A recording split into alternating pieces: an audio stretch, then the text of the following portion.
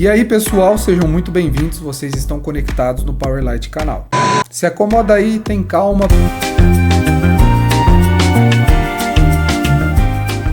Ai, que burro, dá 0 pra ele. Assim que a vinheta rodar, a gente vai abordar um assunto aqui bem legal.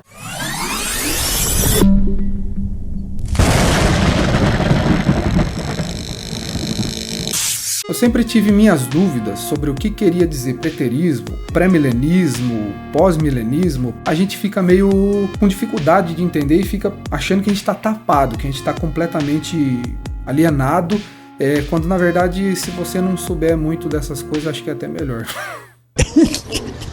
Já vai deixando seu like, já vai se inscrevendo, ativa o sininho de notificações, não esquece de fazer isso, tá? Porque isso ajuda o canal a crescer. Compartilha com quem você acha que vai ter interesse por esse tipo de assunto, ajuda o canal a crescer, não esquece de deixar seu like, não esquece de se inscrever, beleza? Beleza! Isso era uma dúvida que eu tinha, tá? O que é preterismo, o que é pós-milenismo, pré-milenismo, dispensacionalismo, aliancismo... que mais? Não sei. E é tanto ismo que você fica, caramba, eu devo ser um burrão mesmo de não saber essas coisas ou não entender direito como é que funciona essas coisas, é muito confuso e é um pouco mesmo, tá? Ué? Nem tanto. Assim como eu tinha vontade de esclarecer mais a minha mente a respeito desses assuntos, eu tô trazendo aqui pra vocês, quem sabe isso ajuda alguém. Vou tentar aqui numa linguagem simples explicar pra você o que eu entendi disso tudo. De repente você acha muito complexo e a simplicidade desse canal vai fazer com que você entenda melhor. Boa! Eu pesquisei bastante a respeito. No começo eu tava tentando me encaixar. Pô, eu sou o quê? Eu sou preterista? Eu sou pré-milenista? Eu sou pós-milenista? A galera tem que se encaixar em alguma coisa e na verdade não é assim. A gente não precisa se rotular nunca, na verdade, né? Mas é bom conhecer a respeito dessas coisas para você poder ter conversas saudáveis com alguém que queira conversar sobre isso e entender mais a sua posição a respeito de tudo isso. É verdade.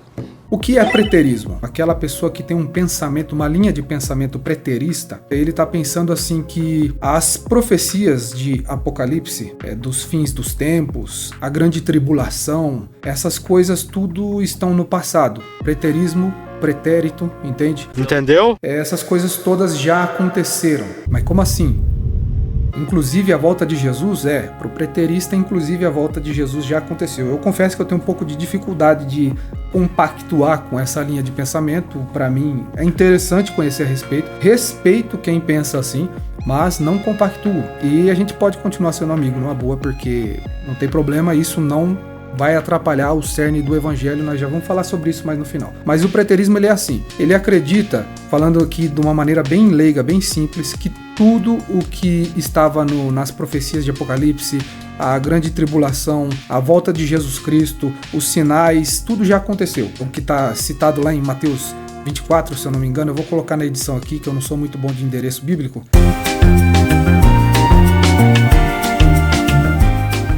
Que fala que o sol se escurecerá, a lua se escurecerá, as estrelas cairão do firmamento, tal. Ele fala que o Filho do Homem não vai voltar antes de acontecer essas coisas. Então, para eles, essas coisas já aconteceram. O anticristo já veio, eles justificam que o anticristo, basicamente, eu não sei dizer direito se eles falam que Nero era o anticristo ou se era o pensamento judaico da rejeição de Cristo era o anticristo. Eles têm as explicações deles lá para encontrar a besta, o anticristo, o sol que se escurece, a lua que se escurece, a estrela que cai do firmamento. A volta de Jesus para eles foi secreta, foi secreta e espiritual, só aconteceu para os ungidos na época e veio para estabelecer o reino milenar, e nós estamos vivendo o reino milenar desde aquela época quando Jesus morreu e voltou para os seus. E se você perguntar, mas tem base bíblica para isso, cara? É um negócio meio absurdo, tem fundamento bíblico. Os caras conseguem fazer um malabarismo lá e conseguem achar explicação para tudo.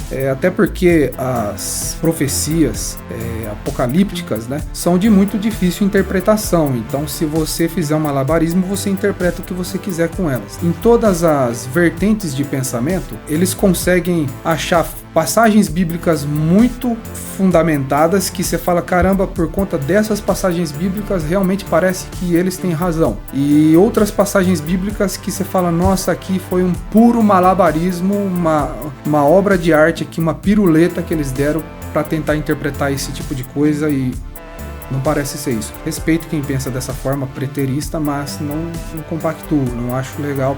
Não acho que Jesus Cristo já voltou, eu sou um cara mais futurista. O preterismo se trata do passado, o futurismo se trata do futuro. A visão pré-tribulacionista acredita que Jesus volta antes da grande tribulação, a famigerada grande tribulação que é citada no livro de Apocalipse e tudo mais. Se você estudar, né, historicamente, você descobre que essa linhagem de pensamento, ele só surgiu a partir dali do século XIX, se eu não estou enganado. Fim do século XVIII, começo do século XIX, alguma coisa assim. Então ele é um pensamento relativamente novo para a história do mundo. Antes disso, ninguém nem pensava na possibilidade de Jesus Cristo voltar antes da igreja passar pela grande tribulação. O pré-tribulacionista, ele acredita que a igreja vai ser poupada da grande tribulação, que Jesus vai voltar, vai retirar a sua igreja da grande tribulação e depois a grande tribulação vai acontecer só com quem ficar. Aí nós temos o mid-tribulacionista ou mesotribulacionista, o nome já é bem sugestivo, né? É aquele cara que acredita que a igreja vai passar por metade da tribulação.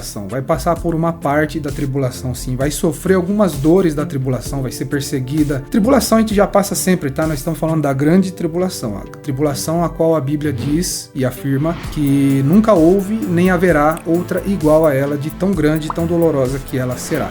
Já passamos por coisas muito dolorosas na história do mundo, com toda certeza. Mas essa grande tribulação, a Bíblia garante que vai ser uma coisa da qual o mundo vai se apavorar. Já a visão pós-tribulacionista afirma que a igreja vai passar pela tribulação primeiro, e quando acabar a grande tribulação, aí sim Jesus voltará e recolherá os seus remidos, os seus ungidos, os seus escolhidos. Mas a igreja vai ter que ser perseguida, vai ter que passar pelo mardito do anticristo.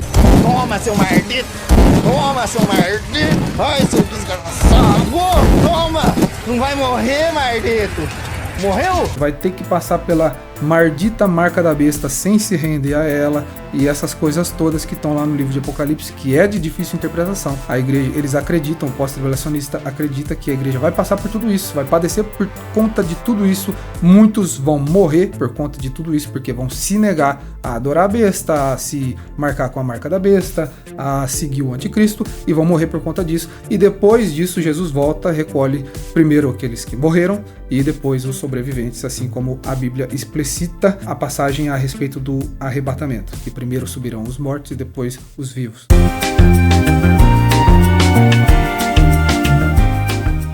Aí você pensa, tá, mas que tal de grande tribulação que é essa?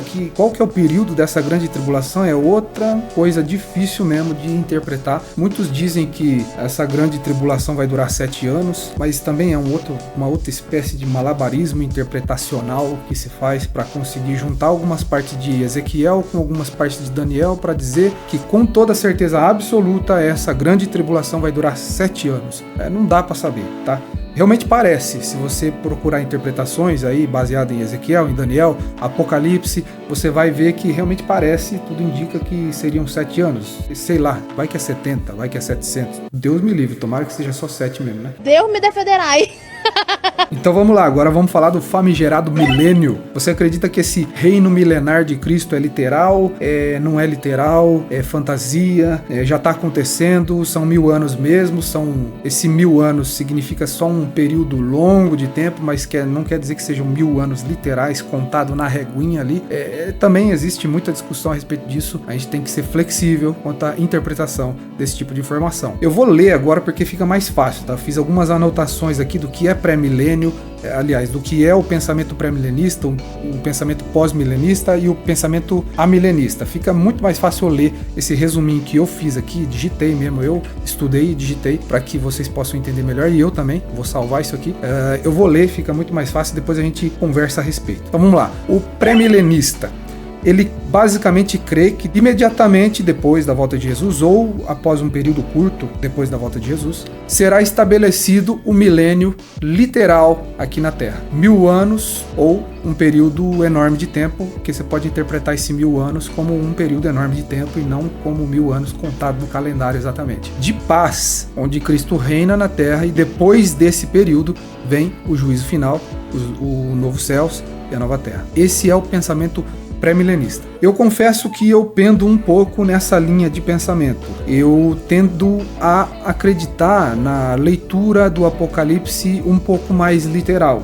E é difícil, a gente só vai saber quando acontecer de verdade. Eu tendo a acreditar que Jesus vai voltar e depois dele voltar, ou imediatamente, sei lá, um período curto de tempo depois, Jesus vai voltar dos céus com os seus ungidos e estabelecer o milênio. Ele volta, arrebata a sua igreja, estabelece o seu reino milenar. E eu já acredito que esse reino milenar é lá na Jerusalém, na região da terra de Israel. A Nova Jerusalém seria estabelecida ali, em cima da antiga Jerusalém, e seria uma cidade maravilhosa.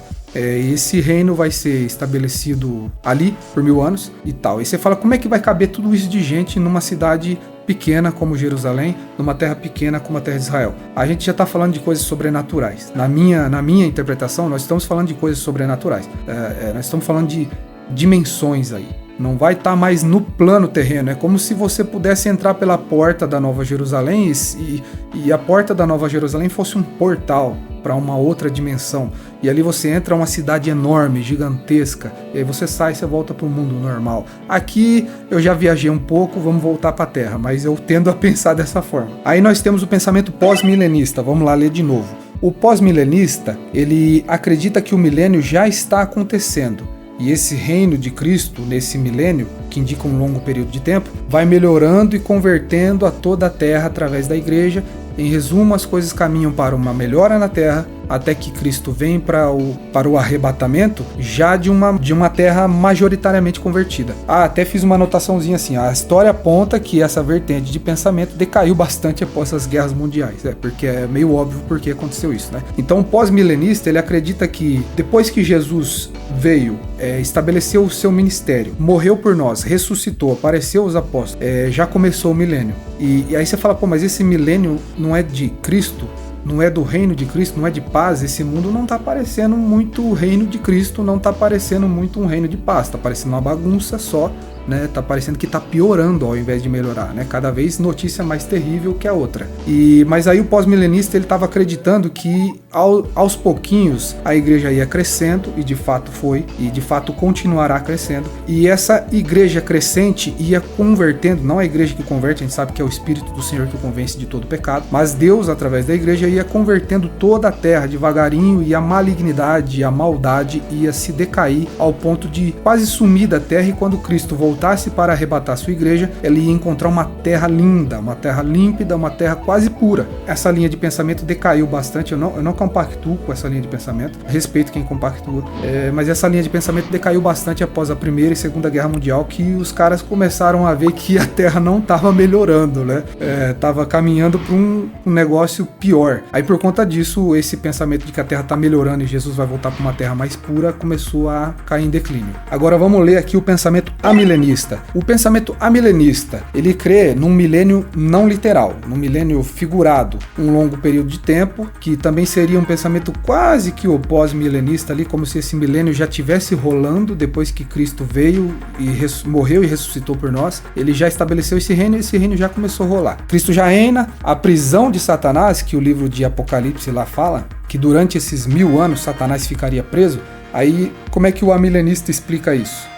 Você fala, pô, Satanás não parece estar preso não, parece estar solto fazendo bastante peripécia esse safado por aí, entendeu? Aí eles explicam que essa prisão de Satanás é só uma limitação na capacidade de Satanás para que ele não consiga impedir a expansão do evangelho. De fato, a gente vê que Satanás trabalha, faz um monte de peripécia, mas ele não consegue impedir a proliferação do evangelho. Tem nego morrendo para que o evangelho se prolifere. Tem nego sendo degolado para que o evangelho se prolifere. Ele não consegue impedir que o evangelho se prolifere. Isso é uma verdade. Mas agora a gente não pode dizer que ele está preso por conta disso, né? Então, mas essa é a explicação que o amilenista dá. Então vamos lá. Milênio não literal, figurado, longo período de tempo, Cristo já reina, a prisão de Satanás é só uma limitação para não conseguir impedir a expansão do evangelho.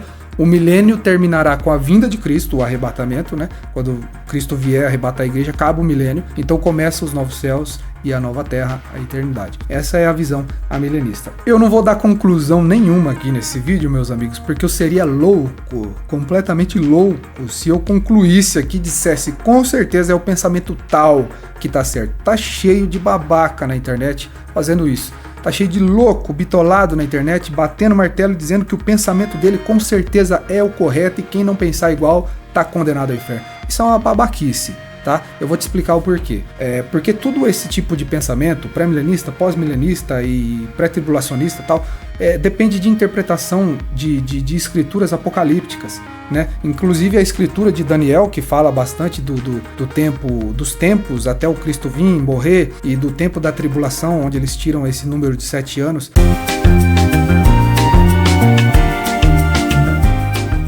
Também é um livro, um texto considerado apocalíptico, apesar de não estar escrito no livro de Apocalipse, porque ele tem uma linguagem apocalíptica, então ele é de dificílima interpretação. E o livro inteiro de Apocalipse é difícil de interpretar. Tudo que se trata de escatologia, do estudo do fim dos tempos, das coisas concernentes aos fins dos tempos, é de dificílima interpretação. Então você relê 800 vezes o livro de Apocalipse e cada uma das vezes você vai... Se você não lê enviesado, porque tem o cara que lê enviesado, o cara que já tem a linha de pensamento dele e ele quer fazer a escritura se encaixar na linha de pensamento dele. Então ele já vai ler e sempre ele vai achar a mesma coisa. Agora o cara que lê de coração aberto, de mente aberta, cada vez que ele lê, ele fala, poxa vida, parece mesmo a tal linha de pensamento. Aí ele lê de novo e fala, poxa vida, não, peraí, parece mais a tal linha de pensamento. Aí ele lê outra vez e fala, não, peraí, a terceira linha de pensamento parece mais. E você fica nessa loucura. E aí eu te falo, nós dependemos da perfeita interpretação das leituras apocalípticas para que nós possamos ser salvos? Com certeza que não. Eu só trouxe esse vídeo aqui para vocês para deixar esse assunto mais esclarecido, para tornar esses nomes, esses rótulos mais esclarecidos para vocês, assim como isso se esclareceu um pouco mais para mim. Porém, eu quero que você saiba que a minha conclusão que eu posso dar para esse vídeo aqui é que o que importa, meu amigo, para a sua salvação, para a minha salvação, é o cerne, a coluna vertebral do Evangelho. Se você tirar o cerne, a coluna vertebral do Evangelho, aí vira heresia, aí periga, você tá jogando fora a salvação de muitos que vão acreditar naquela bagunça. Então não seja herege. Mas vale ressaltar que cada um desses termos aqui, cada um desses rótulos que eu levantei, tem vertentes, tá? Divergem entre si. Pré-tribulacionista tem uns que não rezam a cartilha certinho, pensam um pouquinho diferente. Então as coisas vão se ramificando e viram uma bagunça. E a gente não consegue interpretar mesmo essas escrituras dos fins dos tempos de maneira perfeita. Não consegue. Isso a gente só vai entender direito quando acontecer, quando tiver na nossa cara, a gente falar, era isso que o livro de Apocalipse estava falando. Era isso que Daniel estava falando. Aí a gente vai entender. Então, como eu estava dizendo, em resumo, o que importa é o cerne, a coluna vertebral do Evangelho. Jesus Cristo é o Senhor, único e suficiente Salvador. Ele veio, morreu pelos seus, ressuscitou pelos seus, breve voltará e salvará a sua igreja. Aquele que crê nele e for batizado será salvo. Essa é a coluna vertebral do Evangelho. Mas eu creio em Cristo, mas eu sou pré-milenista. Eu creio em Cristo, mas eu sou pós-milenista. Pouco importa. O que importa é que Cristo salva. Se você crê em Cristo, entrega a sua alma a Cristo, dedica a sua alma a Cristo, por mais que você tenha algumas dúvidas a respeito das coisas concernentes aos fins dos tempos, o que importa é que você está em Cristo. E se Cristo vai voltar logo, vai demorar para voltar, se vai acontecer o pré-milenismo, o pós-milenismo, você está em Cristo. Seja como for, ele vai falar, vem meu filho, você está comigo. Você não tinha muita certeza do que ia acontecer, né? Mas você tinha certeza que eu ia te salvar. Então eu estou te salvando. Você está comigo, o que importa é Jesus Cristo. É a coluna vertebral do Evangelho. E basta. Deu para entender? Porque é ele quem garante a tua salvação e a minha. Tá bom? Espero que você tenha gostado. Não esquece de deixar o seu like, a sua inscrição, ativa o sininho de notificações para não perder nenhum vídeo novo. Compartilha esse vídeo com a galera toda aí para ajudar o canal a crescer. Comenta aqui embaixo o que você achou disso tudo, com respeito, com calma, com carinho. E te aguardo num próximo vídeo, meu querido. Beleza? A gente vai ficando por aqui. Deus te abençoe e é nóis.